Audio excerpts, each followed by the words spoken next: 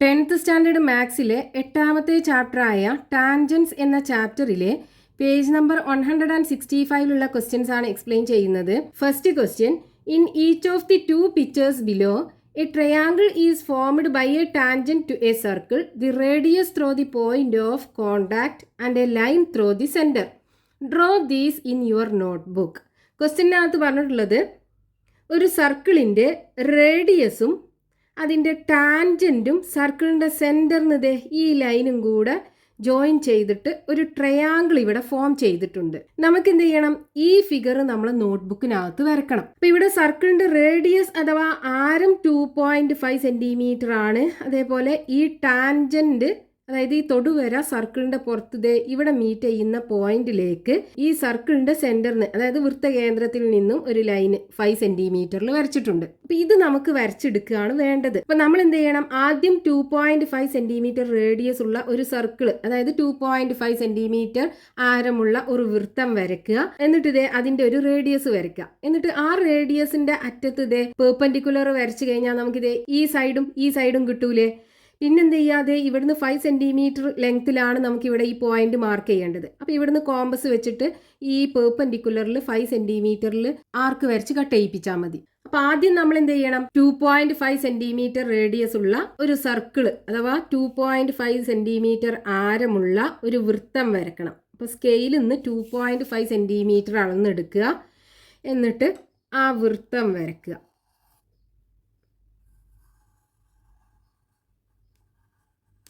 ഇനി നമുക്ക് ഇതിനകത്തൊരു റേഡിയസ് വരയ്ക്കാം. ഇതിന്റെ ലെങ്ത് 2.5 സെന്റിമീറ്റർ ആണ്. ഇനി നമുക്ക് വേണ്ടത് ഇവിടുന്ന് പെർപെൻഡിക്കുലർ അല്ലേ, അതായത് ഈ റേഡിയസും ടാൻജന്റും തമ്മിലുള്ള ആംഗിൾ 90 ഡിഗ്രി ആണ്. ഇവിടെ 90 ഡിഗ്രി ആണ്. നമ്മൾ മുമ്പത്തെ ക്ലാസ്സിൽ പറഞ്ഞിട്ടുണ്ട് ഒരു സർക്കിളിന്റെ റേഡിയസും ടാൻജന്റും തമ്മിലുള്ള ആംഗിൾ 90 ഡിഗ്രി ആണ്. അപ്പൊ നമുക്ക് എന്ത് ചെയ്യാതെ ഈ പോയിന്റിൽ പ്രൊട്രാക്ടർ വെച്ചിട്ട് അല്ലെങ്കിൽ സെറ്റ് സ്ക്വയർ യൂസ് ചെയ്തിട്ടോ അല്ലെങ്കിൽ കോമ്പസ് യൂസ് ചെയ്തിട്ടോ നമുക്ക് എന്ത് ചെയ്യാം? ഇവിടുന്ന് ഒരു പെർപെൻഡിക്കുലർ വരച്ചെടുക്കുക. ഈ റേഡിയസിന് പെർപെൻഡിക്കുലർ വരച്ചെടുക്കുക. നമ്മൾ സെറ്റ് സ്ക്വയർ ആണ് യൂസ് ചെയ്തത്. ഇതിന് പകരം നമുക്ക് കോമ്പസ് യൂസ് ചെയ്തിട്ടും ചെയ്യാം, പ്രൊട്രാക്ടർ യൂസ് ചെയ്തിട്ടും ചെയ്യാം. അത് രണ്ടും യൂസ് ചെയ്തിട്ട് എങ്ങനെയാണ് പെർപെൻഡിക്കുലർ വരയ്ക്കുക എന്ന് നമ്മൾ ഫസ്റ്റത്തെ പാർട്ടിൽ എക്സ്പ്ലെയിൻ ചെയ്തിട്ടുണ്ട്. ഇനി നമുക്കിത് ഈ ട്രയാങ്കിളിന്റെ ഈ സൈഡ് 5 സെന്റിമീറ്റർ അല്ലേ? അപ്പോൾ സ്കെയിലിൽ നിന്ന് 5 സെന്റിമീറ്റർ മെഷർ ചെയ്തെടുക്കുക. എന്നിട്ട് ഈ സർക്കിളിന്റെ സെന്ററിൽ കോമ്പസ് കുത്തിയിട്ട് നമ്മൾ വരച്ച ഈ പെർപെൻഡിക്കുലർ ഇല്ലേ, അതിൽ 5 സെന്റിമീറ്റർ ഡിസ്റ്റൻസിൽ ഒരു ആർക്ക് വരയ്ക്കുക. ഇനി ആ ആർക്ക് ഇന്റർസെക്റ്റ് ചെയ്യുന്ന പോയിന്റ് ഈ സർക്കിളിന്റെ സെന്റർക്ക് യോജിപ്പിച്ച് കഴിഞ്ഞാൽ നമുക്ക് വേണ്ട ഫിഗർ കിട്ടി. ഇവിടെ 5 സെന്റിമീറ്റർ ആയിരിക്കും ഉണ്ടാകുക. ഇതാണ് നമ്മളോട് ക്വസ്റ്റ്യനകത്ത് വരയ്ക്കാൻ പറഞ്ഞിട്ടുള്ളത്.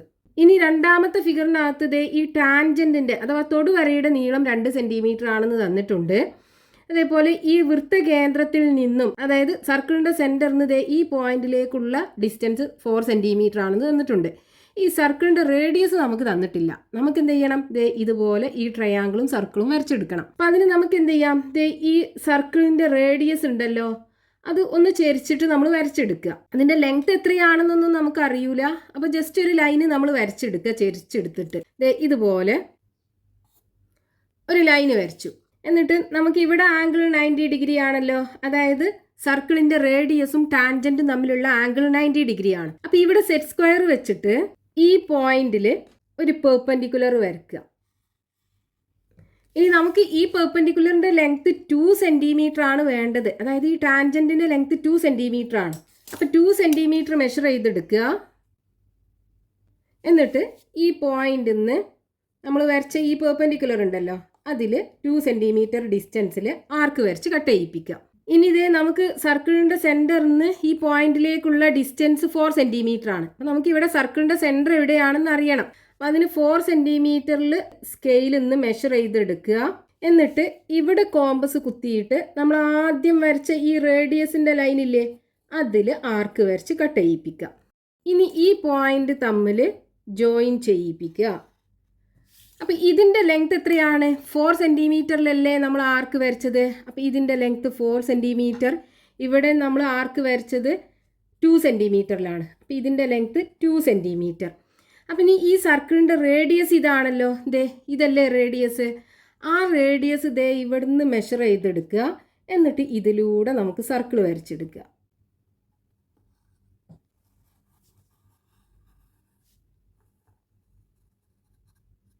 ഇപ്പം നമുക്ക് വേണ്ട ആ ഒരു ഫിഗർ ഇവിടെ കിട്ടി. ദേ സർക്കിളിൻ്റെ സെൻറ്ററിന് ദേ ഈ പോയിന്റിലേക്കുള്ള ഡിസ്റ്റൻസ് 4 സെൻറ്റിമീറ്റർ, ഇതിൻ്റെ ടാൻജൻറ്റിൻ്റെ ലെങ്ത് 2 സെൻറ്റിമീറ്റർ. സർക്കിൾ ഇവിടെ കിട്ടി.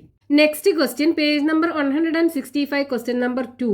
Prove that tangents drawn at the two ends of a diameter of a circle are parallel. ഒരു സർക്കിളിന്റെ ഒരു ഡയമീറ്ററിന്റെ രണ്ട് എൻഡിലും വരക്കുന്ന ടാൻജൻസ് തമ്മിൽ പാരലൽ ആണെന്ന് പ്രൂവ് ചെയ്യണം. അതായത് ഒരു വൃത്തത്തിന്റെ വ്യാസത്തിന്റെ രണ്ടറ്റത്തുമായി വരക്കുന്ന തൊടുവരകൾ തമ്മിൽ സമാന്തരമാണെന്ന് പ്രൂവ് ചെയ്യണം. അപ്പൊ ഇവിടെ നോക്കൂ, ഈ സർക്കിളിന്റെ ഡയമീറ്റർ ആണിത്.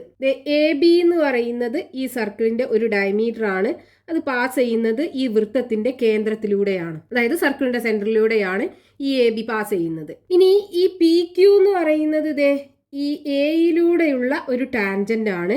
അതേപോലെ ആർ എസ് എന്ന് പറയുന്നത് ബി എന്ന പോയിന്റിലൂടെയുള്ള, അതായത് ഈ ഡയമീറ്ററിന്റെ എൻഡിലൂടെ പാസ് ചെയ്യുന്ന ഒരു ടാൻജന്റ് ആണ്. ഇനി നമുക്ക് പ്രൂവ് ചെയ്യേണ്ടത് എന്താണ്? ഈ പി ക്യൂവും ആർ എസും പാരലൽ ആണെന്ന് പ്രൂവ് ചെയ്യണം. അപ്പൊ ഇവിടെ നോക്കൂ, ഈ ആംഗിൾ 90 ഡിഗ്രി അല്ലേ? അതായത് സർക്കിളിലുള്ള ഒരു പോയിന്റിലൂടെ പാസ് ചെയ്യുന്ന ഡയമീറ്ററും അതേ പോയിന്റിലൂടെ പാസ് ചെയ്യുന്ന ടാൻജന്റും തമ്മിൽ പെർപെൻഡിക്കുലർ ആണ്. അപ്പൊ ഈ ആംഗിൾ 90 ഡിഗ്രി ആണ് ഉണ്ടാകുക. അതേപോലെ ഈ ആംഗിളും 90 ഡിഗ്രി അല്ലേ?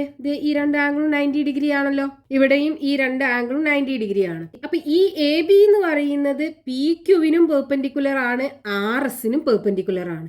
അപ്പൊ ഈ എ ക്യൂവും പി എസും തമ്മിൽ പാരലൽ ആവൂലേ? അതായത് എ ബി എന്ന് പറയുന്ന ഈ diameter perpendicular to R S ആണ്.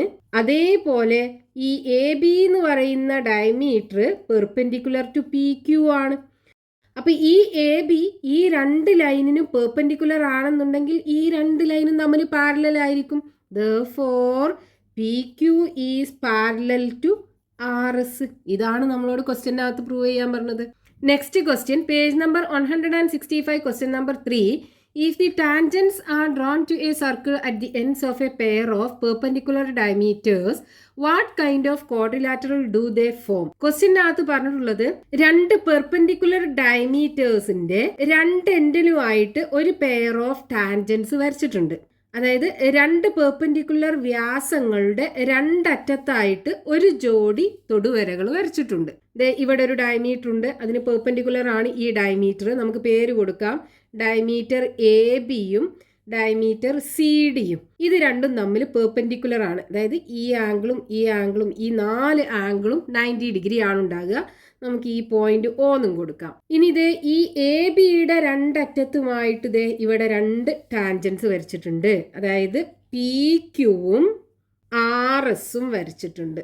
ഇനി അടുത്ത ഡയമീറ്റർ സി ഡി, ദേ ഈ സി ഡിയുടെ രണ്ടറ്റത്തുമായിട്ട് ദേ ഇവിടെ രണ്ട് തൊടുവരകൾ വരച്ചിട്ടുണ്ട്, പി എസും ക്യു ആറും. ഇനി നമുക്ക് ക്വസ്റ്റ്യനകത്ത് കാണേണ്ട എന്താണ്?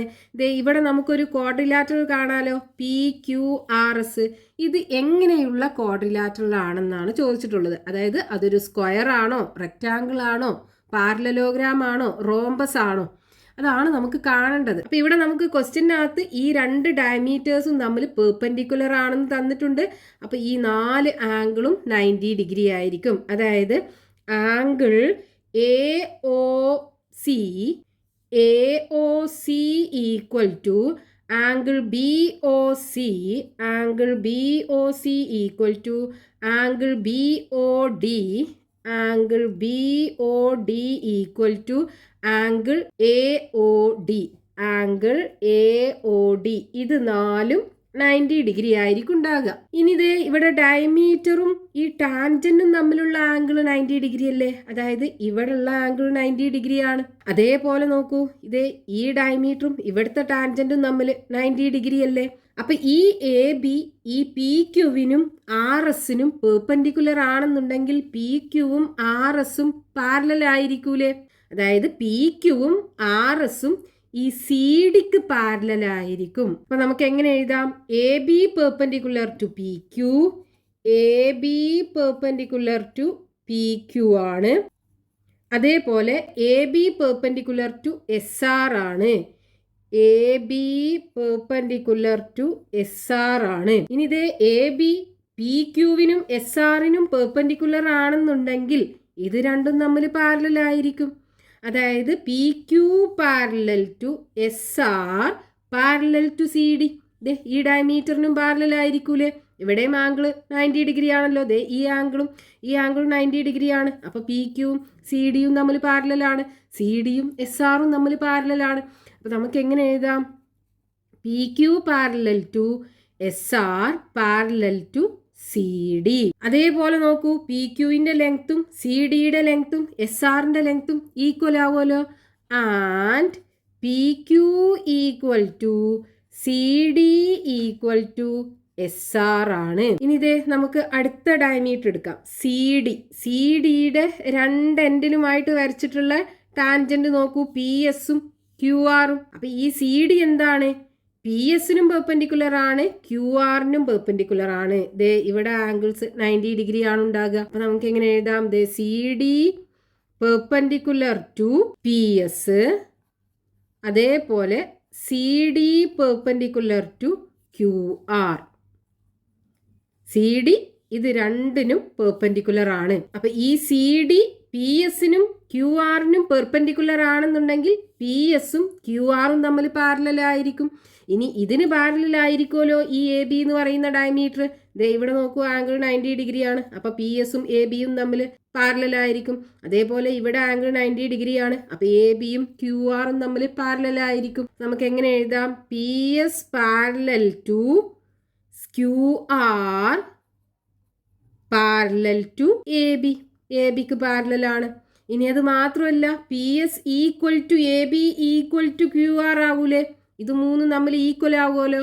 അപ്പം നമുക്ക് എങ്ങനെ എഴുതാം? P S equal to and P S equal to Q R equal to A B. അപ്പം ഇവിടെ നോക്കൂ, ഇതിനകത്ത് നമുക്ക് P Q equal to S R equal to C D കിട്ടി. അതേപോലെ P S equal to Q R equal to A B. ഈ C D എന്ന് പറയുന്നതും എ ബി എന്ന് പറയുന്നതും ഈ സർക്കിളിൻ്റെ രണ്ട് ഡയമീറ്റേഴ്സ് ആണ്. ഈ രണ്ട് ഡയമീറ്റേഴ്സും തമ്മിൽ ഈക്വൽ ആണ്.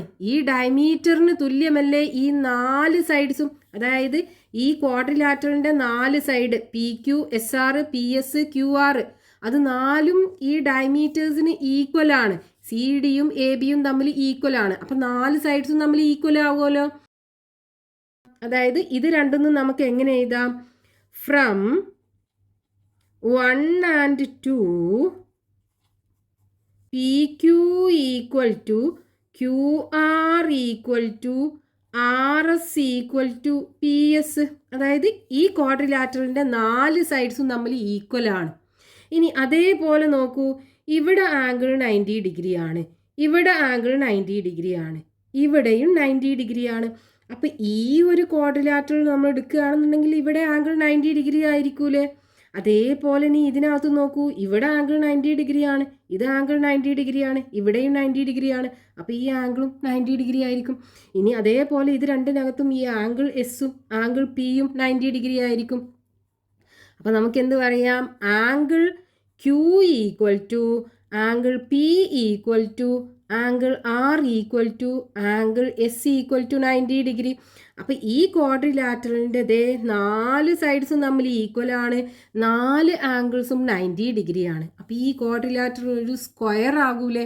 സ്ക്വയറിൻ്റെ 4 സൈഡ്സും തമ്മിൽ ഈക്വൽ ആണ്, 4 ആംഗിൾസും 90 ഡിഗ്രി ആണ്. അപ്പോൾ നമുക്ക് എങ്ങനെ എഴുതാം? Therefore the quadrilateral formed is a square.